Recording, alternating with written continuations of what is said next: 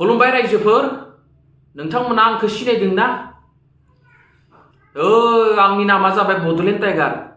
नुनायाव आङो लरगग बोरैबा असाइस, किन्तु आंनि जि खुगानि भइस इना मोनसे पारमानिक बमनि जेसां शक्ति दङ पारमानिक बमा।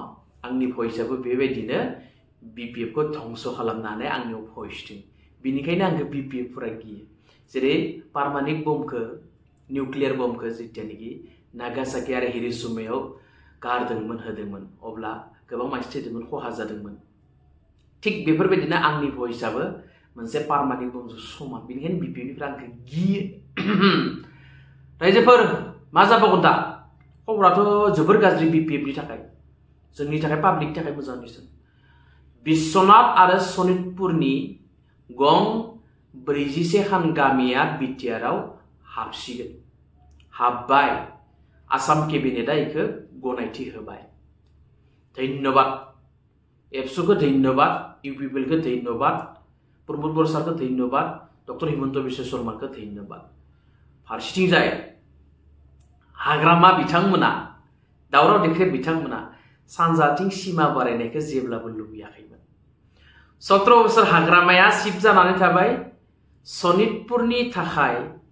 सनितपुरनि बर' फिसाफोरनि थाखाय 1% बो बाथ्रा सानामोन। बिनिया खालि मोनब्रै जिल्लाखौ लानाल' पलिटिक्समोन। क'क्राझार, चिरां, बाक्सा आरो अदालगुरि। बिथाङा सनितपुरनि बाथ्राखौ लानानै, बर'फोरनि बाथ्राखौ लानानै जेबो सानामोन। बिटिआरनि बायजोनि बर'फोरनि बाथ्राखौ लानानै जेबो सानामोन। खालि बिथाङा दादागिरि दिन्थिनो हायोमोन बे मोनब्रै डिस्ट्रिक्टआवल'। बेनि बादै बाहेराव नङामोन। गुन्डागिरि, दादागिरि, 17 बोसोराव मानसि बुथारलायनाय, मानसि थैलायनाय, बमा होलायनाय गोबां घटना जाना थांदों। असान्ति जाना थांदोंमोन। बाथ्राया जाहैबाय मा, दा BPFनि अबस्थाया जोबोर गाज्रि। हाग्रामाया दा मा खालामबावगोन? दावराव देख्रेबा दा मा खालामबावगोन?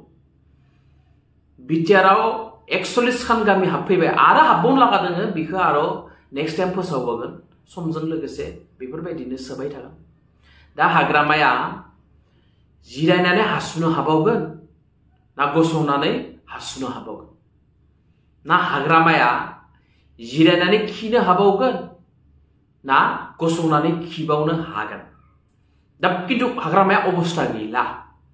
बिथाङा दिनै जोबोर टेनसनाव दोङो। बिथांनि हाइ प्रेसारा हाइ जालांबाय, प्रेसारा बारायबावबाय।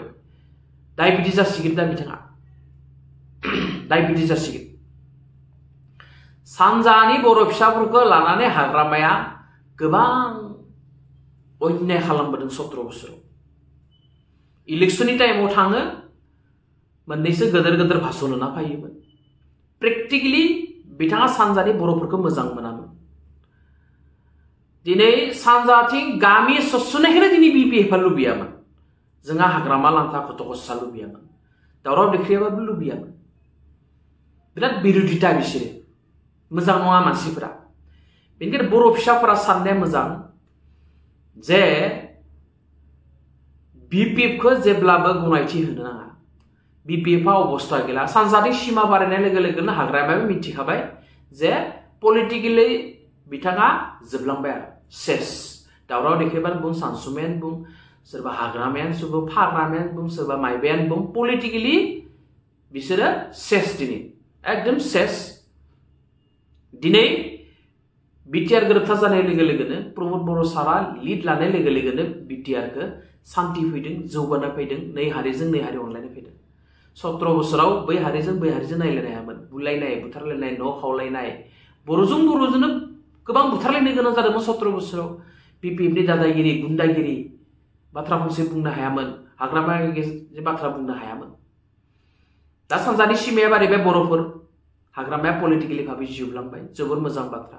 हाग्रामाया जुदि जोंनि गेजेराव थाबाय थायोब्ला सिगांनि परिस्थितिया फैफिनगोन। हाग्रामाखौ जुदि सोरबा सानोब्ला सरकाराव लाबोफिननो, सिगांनि बे मोनसे बुथारलायनाय, मानसि दोला होनाय, जौ जुवाजों गफबना थानाय, जौ जुवानि मेला जानाय, दैजिं फेस्टिभेल जानाय, बेफोर गासैबो फैफिनगोन। नों आंनि फिसाफोरानो गाज्रि जागोन।